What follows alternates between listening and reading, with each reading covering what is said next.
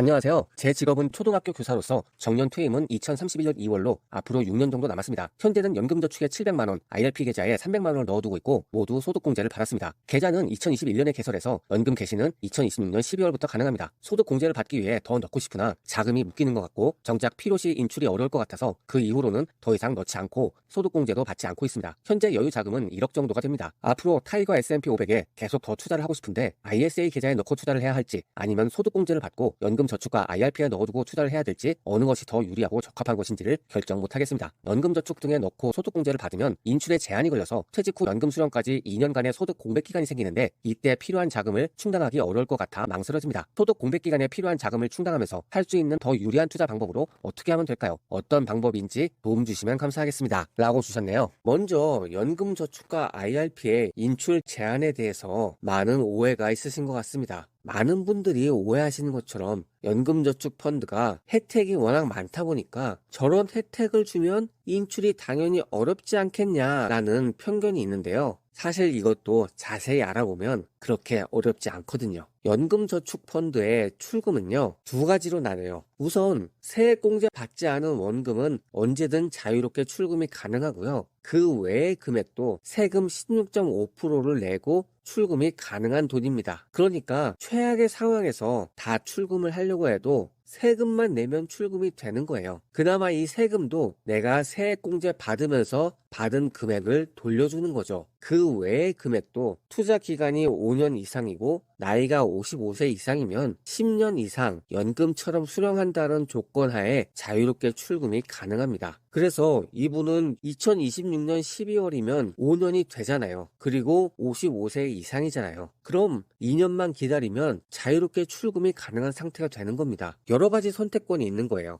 그래서 이분은 여유자금 1억 원이 있다고 하셨습니다. 이걸 어떻게 투자해야 되는지가 문제인데요. 지금 하시고 싶으신 게 타이거 미국 S&P 500이잖아요. 그럼 일단 2024년 올해가 가기 전에 연금저축에 1,800만 원 한도 끝까지 다 납입을 하세요. 그리고 여기서 타이거 S&P 500에 투자하시고요. 세액공제는 웬만하면 받으시는 걸 추천드립니다. 어차피 2026년 전에 출금할 일이 없다면 세액공제를 안 받을 이유는 없거든요. 그리고 ISA를 지금 3년 만기로 개설해서 이것도 2천만 원 한도 끝까지 다 입금을 하세요. 일단 목표는 1억 원의 금액을 모두 연금저축으로 옮기는 거예요. 이렇게만 하시면 2024년에 연금저축에 1,800만 원, ISA에 2천만 원, 도합 3,800만 원이 이전이 되겠죠. 그리고 내년이 되면 한도가 초기화되기 때문에 다시 연금저축에서 1,800만 원, ISA에서 2천만 원, 그리고 2026년이 되면 똑같이 추가 입금을 하실 수 있거든요.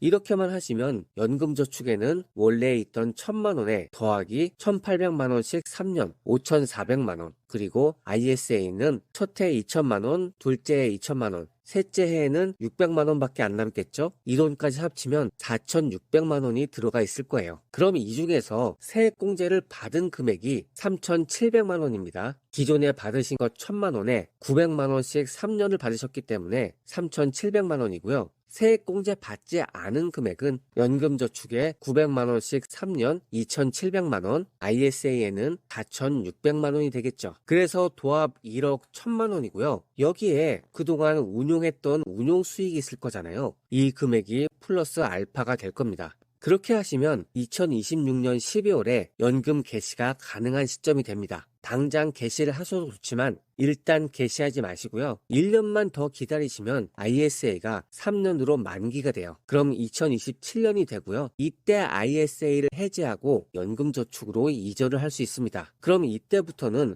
굳이 ISA 계좌를 이용하지 않아도 연금저축 계좌에서 모든 걸 다 해결할 수 있는 거죠. 그럼 이 시점에 연금저축 계좌에 있는 돈을 정리를 해보면요. ISA에서 넘어온 금액 4,600만 원, 그리고 연금저축에서 세액공제 받지 않은 원금 2,700만 원, 도합 7,300만 원은 언제든지 내가 자유롭게 인출할 수 있는 금액이 됩니다. 이 정도 금액이 인출 가능하기 때문에 소득 공백에 따른 부담은 없으실 것 같아요. 그리고 또 다른 방법은 ISA가 만기되면 2027년에 그냥 해지하셔서 현금으로 보유하실 수도 있어요. 그리고 연금을 2026년부터 수령을 신청하는 방법이 있는데요. 내가 만약 2031년에 굉장히 큰 목돈이 필요하시다면 이 방법을 써서 미리 4, 5년치를 인출해 놓는 거예요. 지금 보고 계시는 표는 5% 수익이 난다는 가정하에 2026년부터 2031년까지 얼마가 인출이 가능한가를 시뮬레이션 해본 건데요. 총 4,080만 원의 인출이 가능하죠. 여기에 ISA에 있는 금액 4,600만 원을 더하면 8,600만 원의 인출이 가능하다는 겁니다. 그래서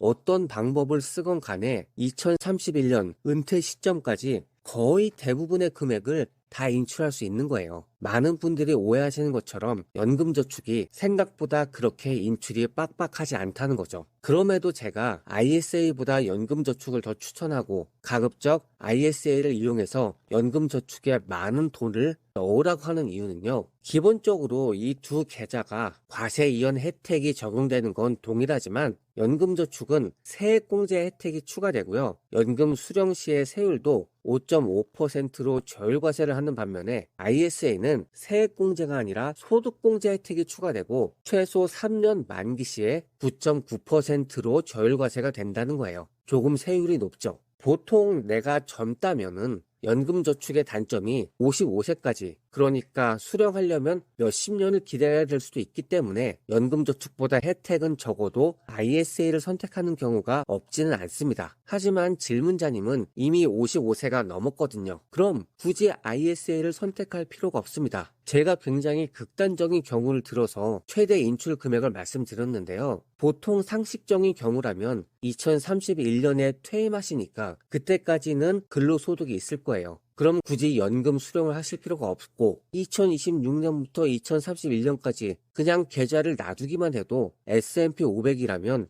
2억 가까이 불어나 있을 수도 있습니다. 그래서 제가 오늘 드리는 결론은 너무 걱정하지 마시고 연금저축을 하시라는 거예요. 그리고 질문에서 소득공제라고 말씀을 하셨는데요. 사실 이 부분은 세액공제입니다. 소득공제와 세액공제 차이를 간략히 설명드리자면요. 세액공제는 산출된 세금에서 직접 빼주는 방식이에요. 연금저축이나 IRP가 소득에 따라서 16.5% 또는 13.2%를 공제해 주는데요. 사연을 주신 분은 아마도 소득이 1년에 5,500만 원을 넘을 것 같기 때문에 연금저축펀드라면 900만 원 중에 13.2%를 공제받으니까 118만 8천 원을 공제받게 되거든요. 그래서 만약 연발정산에서 결정세액이 200만 원이 나왔다고 하면 여기서 연금저축 세액공제를 추가하면 118만 8천 원을 뺀 81만 2천 원이 내 세금이 되는 거죠. 여기에 반해서 소득공제는 세금을 산정할 때 내 소득을 빼주는 거예요. 지금 보시는 것처럼 소득에 따라서 각기 다른 세율을 적용받습니다. 소득이 1,400만 원 이하면 6%, 5천만 원 이하면 15%, 8,800만 원 이하면 24%, 이런 식으로 누진으로 세금이 결정되는데요. 여기서 말하는 소득은 내 연봉이 아니라 연봉에서 기초공제, 가족공제, 신용카드, 현금영수증, 기부금, 각종 소득공제 혜택들을 다 제외하고 남은 금액이 내 소득이라는 거예요. 그런데 소득공제를 추가로 해준다면 여기서 또 소득을 빼준다는 거죠. 만약 내 소득이 1,500만 원으로 결정됐다면 이분은 15%의 세율을 적용받아서 225만 원이 되고요. 누진 공제를 빼면 99만 원입니다. 하지만 소득공제로 200만 원을 추가로 더 받는다면 내 소득은 1,300만 원을 기준으로 하는 거죠. 그럼 세율이 6%가 되고 78만 원의 세금을 내면 되는 겁니다. 그래서 우리가 살다 보면은 소득공제와 세액공제를 종종 선택해야 할 상황이 와요. 이때 이 개념을 명확히 이해하면 어느 게 나에게 더 유리한지를 계산할 수가 있겠죠. 만약 이 개념을 헷갈리고 하나로 뭉개버린다면 내지 않아도 될 세금을 낼 수도 있거든요. 그럼 결론 내리겠습니다. 질문 주신 분은 더 이상 소득 공백기에 대해 걱정하지 않으셔도 될 것 같아요. 이런 점을 바탕으로 다시 계획을 세우셔서 운용하시면 만족하는 결과를 얻으실 것 같습니다. 항상 건강하시고 목표하신 바를 이루시길 기원하겠습니다. 감사합니다. 구독자 여러분의 질문이나 사연을 받고 있습니다. 아래에 보이는 메일 주소로 보내주시면 선별해서 방송에 반영하도록 하겠습니다.